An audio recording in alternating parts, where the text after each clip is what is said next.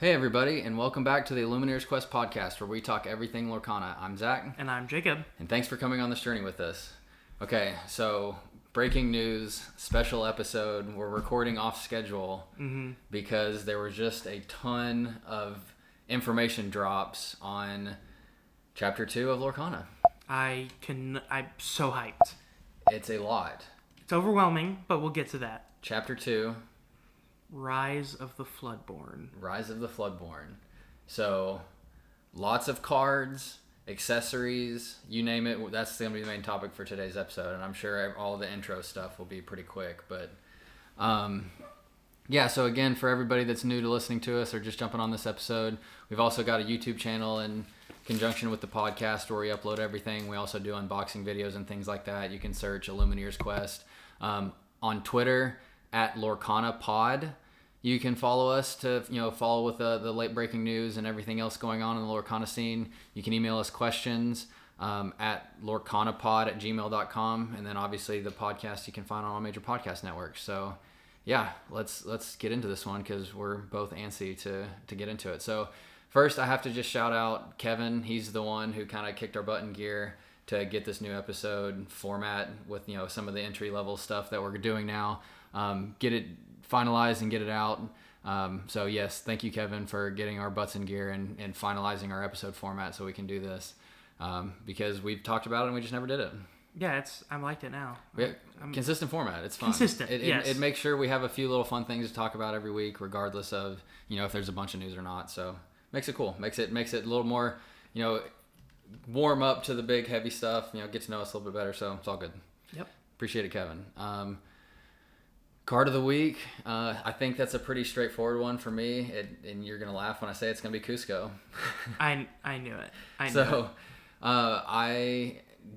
Jacob's not able to go to the league night tonight. I don't have a full set of Cusco. I'm borrowing his Cuscos. It's really as easy as that. I needed the Cusco to complete a deck to actually be able to have something playable to try to win a match tonight. So, yeah. Thank you for the Cuscos. You got it. So, talk about the card a little bit so we can... Yeah, so Cusco. He's a 5-cost, non-inkable character in Emerald. Quests for 3, so super powerful. But what the most annoying part and why he's so powerful is because he has Ward. And so you want to really get him off the board, but things like Dragonfire, Fire the Cannon, grab your swords works because it's not direct, but grab your swords only does 2 damage. Smash. So smash. Yeah, I mean all the direct damages, and then even things like Giant Tink, eliminating somebody and then trying to pick a card to put that damage on, like he can't be chosen for that either. And so it's a really good card to have on the board to be a massive distraction, but then he also, gains 3 lore every time he quests. So it's a massive win towards your bottom line trying to get to 22. Yeah, I mean, we've talked about it, I think, quite a few times on this podcast, so there's a reason it's card of the week here. Only downside to it is I think it's uninkable, right? Yeah, but that's the only downside. Yeah, that's all there is. Yeah, it's still amazing. Aside from that, there's really nothing. I mean, 3 is basically the max you can quest for, aside from Mickey and Belle when she's got 10 in the Inkwell. So massive amounts of lore. Doesn't cost a ton. I mean, that's on the lower end of getting 3 lore, and then a ward ability on top of it is incredible. So yeah, that's the card of the week. It's a good one. Okay, what's on our mind? I mean, that's a hard one to not just jump straight into the main episode because I think we'll just say the topic today is on our minds. Yeah, I mean, Chapter 2 is on our mind.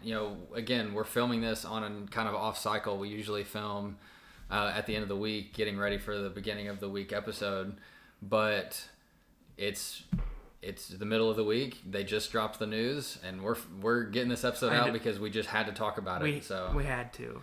So stay tuned for the rest of the episode, basically. Yes. So that's the perfect intro into the rest of the episode because that's basically what we're getting into. So, Chapter 2, as you said, Rise of the Floodborn. Rise of the Floodborn, man, and that title tells you a little bit what we're gonna get into. Man,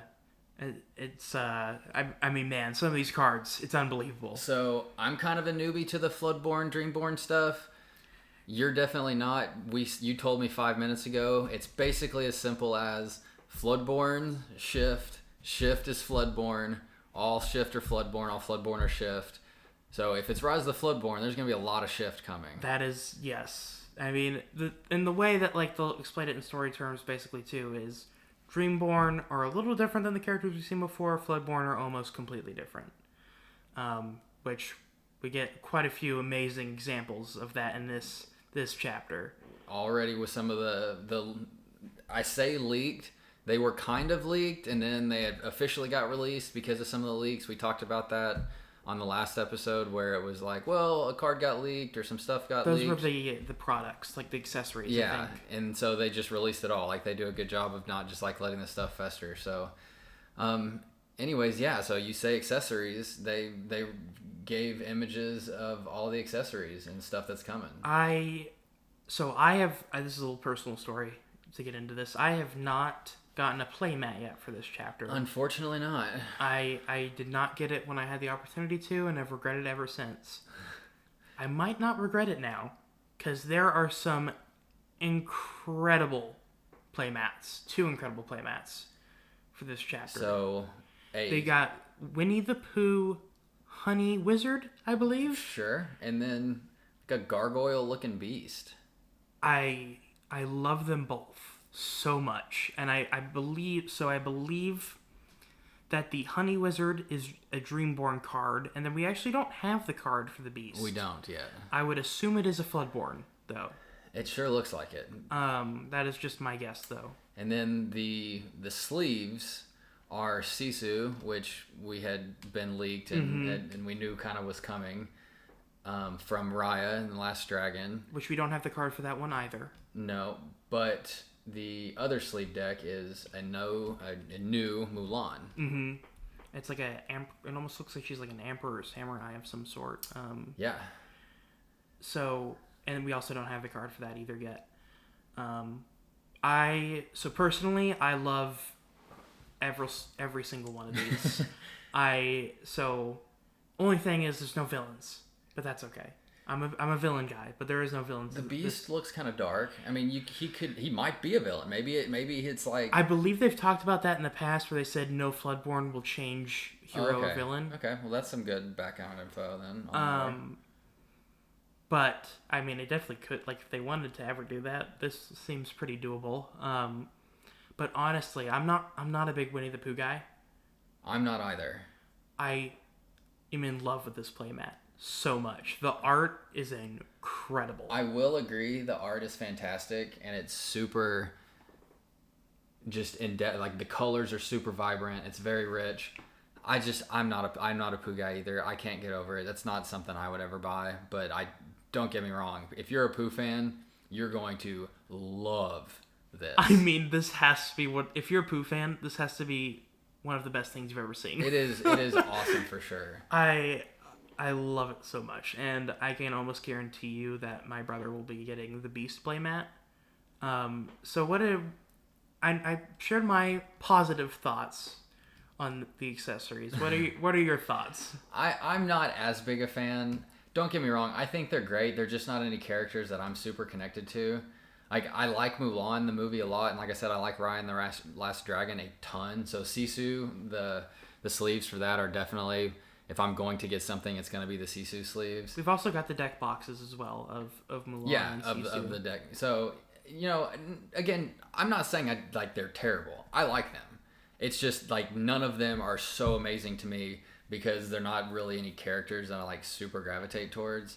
So I'll probably get some new sleeves. I might get a deck box, but playmats, I'm going to use my Steamboat Willie Mickey that I have from Chapter 1. So keep that. Confirmed Zach is not a Beast fan? Not this one. I like Beast. Again, this is like a gargoyle. For those of you who haven't seen it yet, just Google Rise of the Floodborn and Disney Lorcana website has all the official releases. But it's like very gargoyle-y. It's not like Belle and Beast.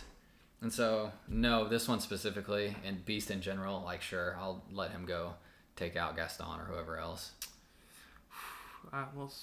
We'll get to Gaston here in a minute, but yeah. So we've kind of already touched on like this transition here, I guess, like with Sisu and with Winnie the Pooh. I mean, I know there's Tigger, but they've talked about the new movies / properties that are going to be the backbone of the set, kind of. And there are some really exciting ones for me. I think we're both excited. Really, this part is, we can agree that this is awesome, and we're both really pumped about it. So we actually had a video set up for the movies that were going to come in Chapter 2. So now that has become movies coming in Chapter 3 and beyond. So we had already kind of talked about and discussed all of the stuff that we would hope would happen and what we wanted to see. And Raya and the Last Dragon was number 1 on my list. And so now I just sound like a fanboy because they've already announced it. And I haven't had it out there pre-release, but we didn't want to talk about it this early on. There's another movie on here too that I had on my list, so we'll get to that. Yeah, so I mean, let's just talk about it then. So, Snow White and the Seven Dwarfs. Yep, excited. Pinocchio, I think that's a fantastic one. Hopefully we get some Jiminy Cricket. I was going to say, you got a lot of cool ways you can go with that. Zootopia, another recent-ish. It's more awesome. I believe it would have been, except for the other movie we're going to get here, Raya and the Last Dragon. I believe it would have been the most recent Disney movie. I love Zootopia, too. Zootopia is fantastic, so I'm excited about that one, too. This is the one you want to talk about, The Great Mouse Detective. Oh, my goodness. So I have a personal connection to this movie. Every time we went to either Disney World or Disneyland before we left, the night before, we would always watch Great Mouse Detective. That was our bond with the movie. I love this. I cannot wait. So that's an awesome one. Jungle Book was also on the list of ones that I wanted to include in Chapter 2 because how do you not like Mowgli and Baloo? Like Baloo's Baloo. If Baloo is not just a rock star card, I will be disappointed. The fact that he's included, amazing. I just want to really just play the Baloo and just strike fear in my opponent. Well, you know what I'm excited about? King Louie and Shere Khan, villains. Let's go. Sure. So, did you see on the side of the Illumineers trove, you can slightly see Shere Khan. Well, okay, hold on. So he's gonna look it up, so I'll keep going. But so Jungle Book, Mowgli, Baloo. Obviously, there's a lot of other great ones that you can get from there too.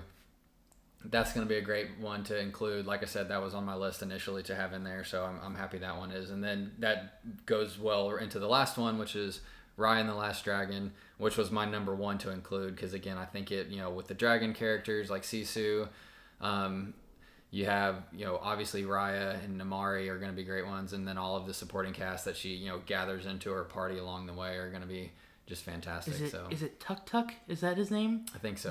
The giant roly-poly. Yeah. I love that guy. Yeah. So hopefully he's in it. Yeah, he would be a really fun one to have, and to have some synergies with the Raya card that comes out. But yeah, so those are like the movies that they're going to focus this behind. I mean, obviously, I don't know if there's more. There could be more. I would imagine there's probably a few more. I mean, like in set 1, I mean, there's already a Tigger, but they're saying they're doing Winnie the Pooh, and it's not even on the list that we talked about. Mm-hmm. And so, it's not like it will be inclusive to these, but those are going to be, if you think about like the set 1, I would say Frozen, Aladdin, Rapunzel are probably, like 3 that would be on this list. And so there's a few of them that have a ton of cards that build out the set. And so that's kind of like the way that we interpret it is these are going to be like the backbone of the set with a few others sprinkled in. Snow White and the Seven Dwarfs have the potential to be huge. I mean, it could that could be a whole deck within itself if they do it correctly with the inks. But that, I mean, just think about, we could have multiple Dreamborns of dwarves, multiple Floodborns of dwarves. We could have a Floodborn like Dopey that's insane. That one has a lot of potential, I think, for sure. Yeah, so kind of along that line, they also announced 2 starter decks for Chapter 2. And they have, with only 2, there's 2 inks then that are not included. So Ruby and Emerald are missing. Ruby and Emerald are missing, but they also got switched up a little bit. So it was Amber Amethyst and Sapphire Steel. This time it's Amber Sapphire and Amethyst Steel. It's really interesting. So we've got Maleficent and a crazy Gaston. So that's Evil Queen, not Maleficent. Oh gosh, you're good. No, that's why we're here together. We don't know anything. We'll get into those cards Evil earlier. Queen, which from Seven Dwarfs, which makes sense. And those are both Floodborn cards, which is interesting. and then Merlin and Tiana. So another interesting bit here is neither of those cards, I believe, are Floodborn. I could be wrong, but I believe that Well, I know the Merlin is Storyborn. Not, and then I'm pretty sure the Tiana's on this list too that we're gonna see, and she is not either. So yeah, I guess you have one that is, one that isn't. So I mean, to me, the Sapphire Amber is better because you get 2 Floodborn. That gives you There's a big separation between the starter decks and this one. And in the first chapter it was kind of just like pick your play style. But this seems to give you a very big separation between the 2 decks. I mean, yeah, it's like I could see a lot of people getting 4 of the, depending on how good these cards are and how meta they are, 4 of the Amber Sapphire, because you could get your playable Floodborn. Yeah. So yeah, they've also shown the 3 pack arts. Yes. For the set for each of the packs. So we've got a very normal beast, not the gargoyle beast, but a normal one. We've got Raya. Yep. Also looks Storyborn, which looks very much like the movie as well. Mm-hmm. And then it wasn't mentioned, but we've got a character from I can't think. Help me out here. Alice in Wonderland? Yes, Alice in Wonderland. My mind went blank. So we had Cheshire Cat and Mad Hatter last chapter, so we're getting the big bad herself, Queen of Hearts. Yep. Which, villain guy, exciting. Yeah, so again, like not another one mentioned, but there's a character like on the packs from a movie that we've already had, not mentioned in set 2. So it's going to be outside of those 6 properties. And we don't even have the cards yet. Yeah, we don't have any of those cards. So yeah, a lot of cool product, a lot of cool teases. Kind of get an idea of how some of the set's going to break out between some of these. Definitely Rise of the Floodborn. It's going to be exciting. But obviously the biggest news of the day is all the cards that got released. It's kind of, I think 13 cards, and so we have the list of them, and they're not in any particular order, but we're just gonna run through the list. And so we'll start with the first one, and the first 2 have something specifically we want to talk about, so we'll just talk about that too. But Tiana, so we said Tiana's got a card on the starter deck. So Tiana, Celebrating Princess in Steel. Yep. It's exciting. She has an ability that says, while this character is exerted and you have no cards in your hand, opponents can't play actions. So wow. That could be, I don't know how you'd empty your hand. Maybe there's another card that helps you empty your hand. But that, it's kind of scary having an empty hand, but if you think about like, I don't know, Dragonfire or Be Prepared, or some of those action cards that can really punish you. Mm-hmm. Not having the opportunity to play those as an opponent. I mean, yeah. That's kind of scary, man. Like yeah, I know there's decks that you play specifically that big control decks that depend on Be Prepared for sure. and Dragonfire. Yeah, big control. I mean, one of the most meta decks, the Ruby Amethyst control, widely seen, I think. Correct me if I'm wrong, somebody that's better at the game than we are, but I think widely considered one of the better decks in the set. Very much depends on those cards. So I mean, I think there needs to be a way to empty your hand, but this could be very playable. But on top of that, which we'll get into it now. I mean, I guess it's better because a couple more cards have this as well. There's a new ability. So there's 9 currently. They're adding a new ability. This is incredible. So Resist is the new ability, and essentially what Resist does is anybody that attacks you, it reduces their damage to you by 2. So there could be like a Resist 4 or something, but with this card specifically, it is Resist 2. Yes. So, I mean, Resist 2 for the Tiana Celebrating Princess, she's got 4 willpower, so that's really like 6 willpower because she can take 2 less damage. And then on top of that, cheaper cards, like 1 and 2 cost cards, probably aren't doing any damage because most of the time they're doing 1 or 2 damage to begin with. And so it becomes useless for them to challenge her because they're not going to do any damage. She's also a 4-cost uninkable that quests for 2, so she's got 2 lore. 2 lore is a big one. And you're not going to be able to take her out very easily. Okay, so Tiana, we also have another steel leak. We got a Floodborn. This seems to be like the new Giant Tink, maybe? Because it's also in steel. It seems like the new big bad in steel. Yeah, so 7 cost inkable, 5 shift Cinderella, who again shift 5. So there are going to be other Cinderellas in there that you're going to be able to shift onto. Also has resist 2. Is 5 willpower, 5 strength, 3 lore. So she is going to be incredibly annoying to take out. You're going to have some sort of ability to take out, because even your best fighters or challengers like a Maui does 6 damage. Resist 2 only does 4 damage and isn't going to take her out in one turn. And she's going to take him out in one turn. And we haven't even gotten to the ability yet. Nope, haven't even gotten to the ability. And everything I said right there is enough to make it a fantastic card. That's a playable card. But on top of that, it's whenever you play a song, this character may challenge ready characters this turn, meaning they don't have to be exerted. So that gives you the ability to push into their hand and keep them from being able to quest. So imagine playing. So we don't know if there's going to be chapter 1, chapter 2 compatibility. We do need to talk about that at some point too. But I mean, you could take out an Aladdin, like hero before he can even heroic do outlaw anything. before he's even out. Yep. There is some crazy potential with this. I mean, and the resist 2 is huge. Incredibly annoying.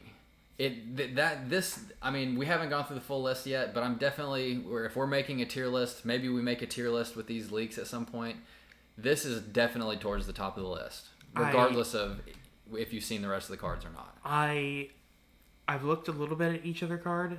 There's some crazy ones that we'll get to, but this could be the best. This is up there for sure. Okay, so we'll come back to them, and then once we go through them all, we'll kind of just say our favorite one, so we can get to all of them. But get to the next one. So we move on to Sapphire. We have a 6-cost non-inkable Gaston, intellectual power, 4 strength, 4 willpower, shift 4 again. It's a Floodborn, so we've got shift on this one.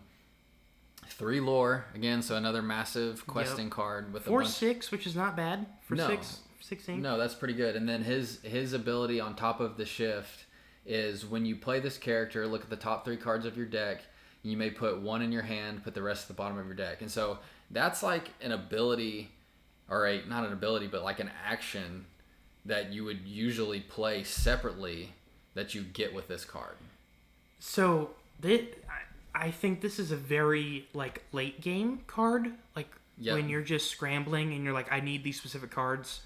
So with 6 cost, it's got to be a little bit later. It's going to be later in the game. But yeah, if you really need a specific card to either weather the storm or to try to put the final nail in the coffin or whatever the case might be, I mean, it puts a character on the board and gives you another card that you specifically need. So I mean, to me, the shift 4 isn't as big of a deal because I don't think you necessarily want to play this on turn 4. But that's just my opinion. Now, shift 4 is useful because you can play maybe multiple you have or another card on top of it. Or later go on. Right into questing with him. I mean, I think Questing is with nice. with a 3 lore, you go straight into questing with him and you get the ability. I mean, with 4 strength, 4 willpower at turn 4, there might not be another card on the board to take him out either. So you're right. True. I mean, I think the ability maybe not. That's early on, but depending on the play style or the deck that you've built around, maybe you do, maybe you don't. That's very true. I overlooked that. That's very true. It's all good. So that's a really good one too. Non-inkable, so you have a little bit of a chip against it, but it not as crazy as the Cinderella. No, but still up there for sure. It's still very good. Okay, so we have our first item to talk through. And this is exciting because it is Great Mouse Detective. So, Great Mouse Detective, take it away.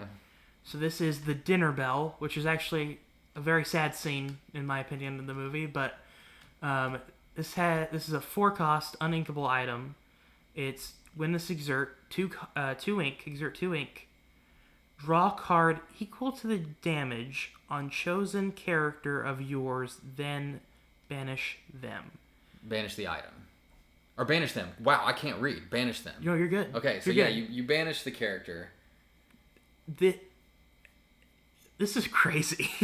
I mean, it's a lot to digest. You have to be very careful with how you use that, because if you're banishing a character, assuming if if they have a bunch of damage on them, then you're going to get a lot of cards from it, and they might have an important turn left to go. If it's a 3 lore card or a really important attacker that you have, but nonetheless, like if you're replenishing your hand, Imagine playing this on an enemy Cinderella that we just talked about.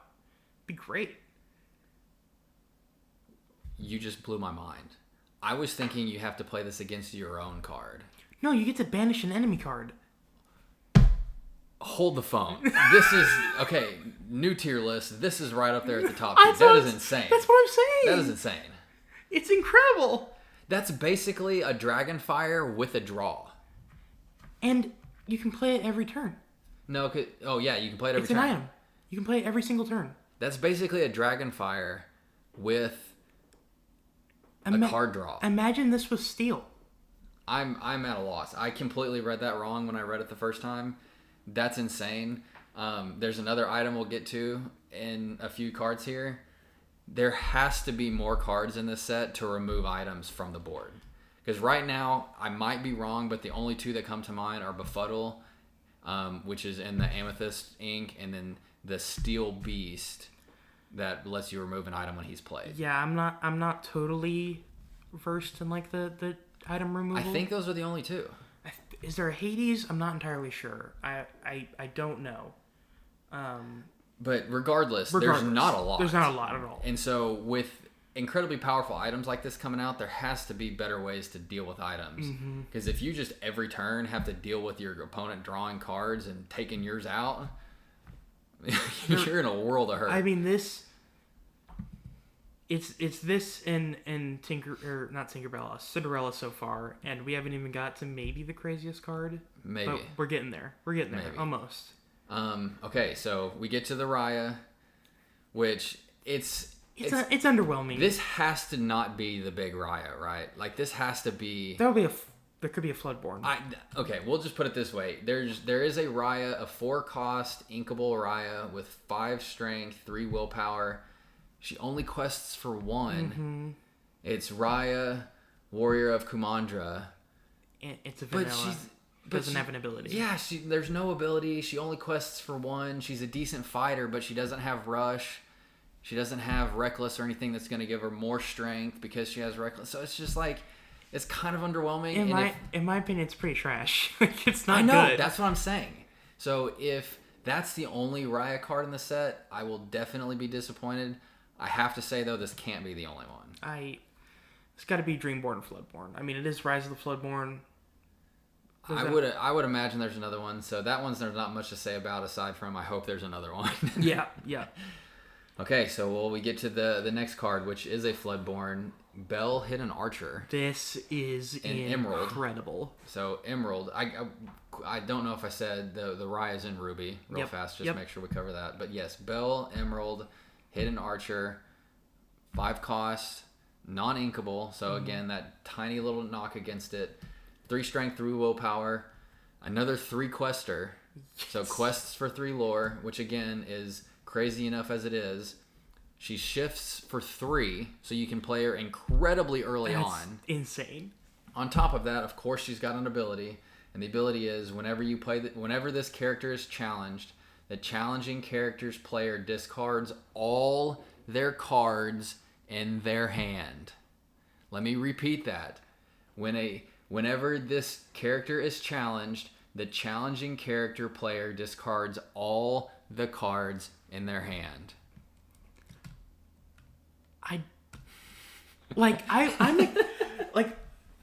I would expect after that and be like, and then they draw 3 cards. There's nothing.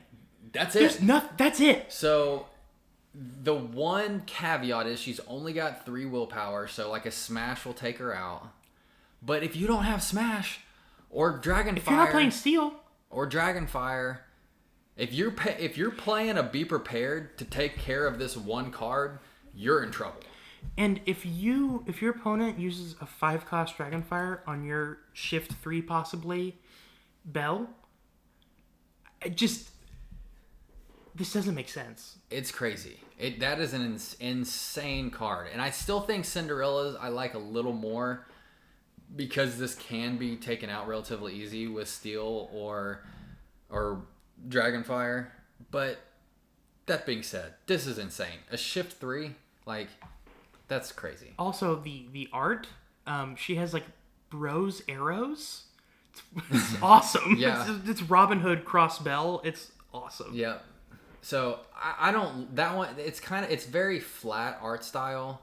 It's like almost like watercolory, kind of. I don't love the art style on that one, but it is a legendary card, and I will play that, best believe. I can't wait. Okay, so that would be Bell. We're getting into the next item that we kind of alluded to already. So this is called Sorcerer's Spellbook. Very fitting to go into Amethyst with that name. It's a 3-cost uninkable. 3-cost uninkable, which completely makes sense because when I tell you what this does, your jaw's going to drop, and if it doesn't, I will be shocked. It will. It's straightforward. Exert for 1 ink, gain 1 lore. That's straightforward. Just get a lore. Just get one. Just get a lore. You can do it every single turn for 1 ink. Yep, every single turn. So imagine 4 of these. You have 4 of these, and they can't do anything about it. So it's not incredibly powerful by itself because if all you're doing is this and just questing and that's your way that you're going to get to 20, it's going to take you forever to get there. But imagine you have a control deck like we've already talked about, like with your Dragonfire and your Be Prepared, and they're at 17 or 18. You can't take this off with Be Prepared or Dragonfire. Mm-hmm. So you can stall them, but you can't completely get stalled out now. Because if you're playing a control deck, or if you're playing against a control deck, this will be an incredible utility to have because you can just keep going. And when if or when you do get stalled out, you just do that then, and you keep going. You'll at least chug along and put a bunch of pressure on them. I can't. So again, there has to be a way to take items off the board. And I will say, compared to the other item card, the Dinner Bell, this is much more like, okay, I can understand like how this could be good and not so good. But it still has the possibility of being pretty. I think it's more situational. It's more, yes. But it is incredibly powerful. Yep. I mean, The other thing too is it's only 1 ink to do that. Only 1 ink to gain lore. Like, I would expect maybe like 2 lore or something or 2 ink. So it's crazy. It's crazy. I continue to be blown away by these cards. Okay, so moving on to the next one, we got another Amethyst card. We get to the Winnie the Pooh that matches the playmat that we already talked about. The Honey Wizard. The Honey Wizard. There's not a ton to say about this one either. 5 cost is inkable. So disappointing. 5 strength, 5 willpower, quests for 2. So definitely better than Raya. Yeah. From that respect, has more willpower, quests for more, only costs 1 more, but is still vanilla. And so I think like if you need a late game, card that can take a hit and quest, like it might be an okay deck filler, since it is inkable too. But I still don't think it's definitely not one to build a deck around. It should have been an insane Floodborn. Like, that's what I was expecting when I saw the playmat. So, it's disappointing. Yeah. I mean, it's cool, but it's nothing crazy. So, okay. So, Merlin, we have another Amethyst one. Merlin being an Amethyst makes sense. 4 cost, Merlin Shapeshifter. 1 strength, 5 willpower. And he has the ability that says whenever one of your other characters is returned to your hand from play, this character gets +1 this turn. So that's a pretty cool one. Like I could think of some really cool kind of like combos, like a Cruella. They're currently, a card gets returned to your hand, so maybe you just like return your own card. You can heal it too if it has damage. You can return that card. Yeah, return it, heal it, and then he gets 1 lore. You quest with him. 5 willpower is going to give you a couple turns of questing. So I don't know what to think about this one yet. I think it's very interesting and could be really, really cool, but I think we have to know what else is coming to really fully think through this one. It's not completely bonkers like some of the other cards. No, but that's for sure. It's still cool. So moving on from there, then we got another amethyst, just rolling through the amethysts here. Love it. Another Elsa, which fits into the amethyst play. Yeah, helps so out a lot. You have Elsa Gloves Off with a 4-cost inkable, 3 strength, 4 willpower challenger this time. So kind of fit into that like Jafar slash Challenger 3. Facilier, range. It works but then into you that. have an Elsa that can be shifted onto. So I think will be really good too. So she's got a challenger +3, so we'll do 6 damage when challenging. So I think this will be a good one. Definitely a support card for your deck, not to build around, but with the challenger, with the shift into huge Elsa that's massive today, will be a really crazy card. So okay. Moving on from that one, we have our first song, another action/item. This is, I think, one of our favorites too. One is Hercules, which we both said we love. Yep. Zero to Hero, one of my favorite songs in all Disney properties. Yep. It's a 2-cost song, so really cheap. And then what it says is count the number of characters you have in play. You pay the amount of lore less for the next character you play this turn. So, Amount of ink. Sorry. You're yes. good. Lore. Gosh. So if you have 4 cards in play, you play 0 to Hero, you pay 4 less for your next one. So if on turn, let's say like turn 6, this gets really interesting. Yeah. You sing him. You have. Let's just say you have somebody on the board you use this to sing with, so it doesn't cost you anything. So you still got all your 6. You got 4 cards on the board. So now your next card costs 4 less, so you play, I don't know, even conceivably the big Cinderella we talked about earlier, that costs 7, she only costs 3 now. Get her out super fast. So I think this will be a really interesting one if you have a bunch of in like a very aggro deck that can shift into a pretty big powerful deck, because you need a bunch of cards on the board for it to be super useful. But I think it could be really annoying if you're not prepared for it. I think this card is a hint to a 9-cost God Immortal Hercules. There also is in the background art of this card Hercules just taking down all of the monsters from the movie. So he starts off as the 0 in like the foreground of the card and then ends at the hero. So I didn't even think about that. That would be insane. But with even the ability itself, it makes sense. There could be a 9-cost Immortal Hercules card. That would be insane. That would be incredible. I think it's a hint. So we'll come back to this. Somebody make a note for us. See what the big Herc from the set is, because I imagine there has to be. There has to be a big Herc. Okay, and that's in the Amber set. I don't know if I mentioned that or not, but we're moving on to another Amber one, which is the Queen that I mistakenly said is Maleficent my earlier. Favorite Maleficent card. Because my brain is in Maleficent from her being the big bad of the current set. But the most crazy thing about this card is she's a 5-cost Amber card with 4 strength, 3 willpower, but she's a shift 2. A shift 2. Imagine getting this card out on the second turn. So the interesting thing though is we don't have another Queen. I don't think. Not yet, but there will be. So clearly. Is it a 1-cost Queen? Right. There will be. I mean, there could be a 2-cost Queen even. I guess. I mean, unless there's a really bad higher cost. I mean, then it becomes I don't know. A little less. It's weird. I don't know. But regardless, yeah. I mean, if there's a 1-cost and you play her on turn 1 and then you play her on turn 2. I mean, the crazy thing about if you play her on turn 2, the crazy thing about this one is, especially shifting into it, is whenever this character quests, chosen opposing character gets -4 strength, and chosen character on your side gets +4 strength. So an 8 challenge shift in your strength. And to be clear, that is just for that turn, so it's not for the whole game, not completely broken. Whenever this character quests.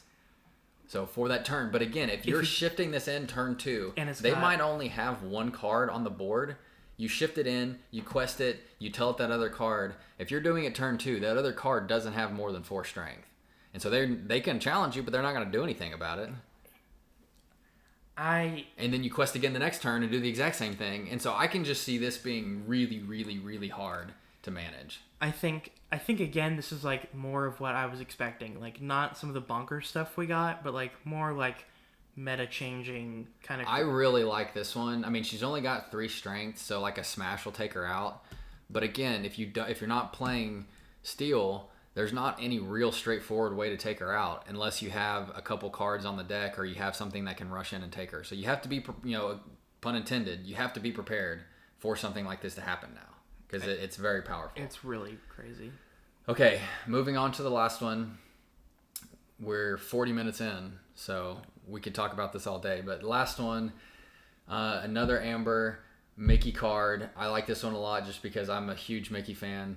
6 cost, is inkable, 6 willpower, 3 lore, so just a lore powerhouse because he's got a bunch of willpower and a bunch of lore. Only 1 strength, so he's not going to do anything in a challenge. But his ability is whenever this character quests, you pay 3 ink less for the next character this turn. So again, we saw that ability kind of in Zero to Hero, the song. We see that ability on this Mickey card when he's played. So that's clearly a theme around being able to pay less for characters, getting them on the board. I just overall with this in mind, the chapter just has so many things going on that, I mean, it's going to be a fun chapter, that's for sure. Okay, pick 1 card as your top card, and then we'll do a tier list later. I have to pick Dinner Bell. Dinner Bell? I mean, I can't say you're wrong there. I know. I can't say you're wrong. I think I'm gonna stick with the Floodborn Cinderella, just because I don't know. I'm just a sucker for the big powerful cards now. Like we talked about earlier. Like I really like the control decks. I think this is gonna be huge for something like that. So I'm gonna go with the big Cinderella, but stay tuned for the tier list because we'll definitely use these 13 in a tier list. Oh, 100%. To do a video on that here pretty soon. So that covers all the cards that were released. We all have one more thing to talk about, which is the 100th anniversary special set that they're releasing with 6 enchanted cards. So they're not going to be. This is the only way you're going to be able to get these. So they're not going to be like super enchanted, Yes. But I think the art style they chose is very interesting. Like I don't know specifically like what they're pulling from. It's got a Mickey, Elsa, Stitch, Maui, Maleficent, and Genie. The Mickey and Elsa from the cards that we just said were released from Chapter 2. The rest are from Chapter 1. Mm-hmm. To your point, they're very like anime-y almost. Like they're very flat in the art style, kind of like I said about the bell earlier. There's not a lot of like shading. It's all very just kind of monotone and flat. And so I'm not personally a fan of the art style, but don't get me wrong. I'm a massive Disney fan. We've already said this.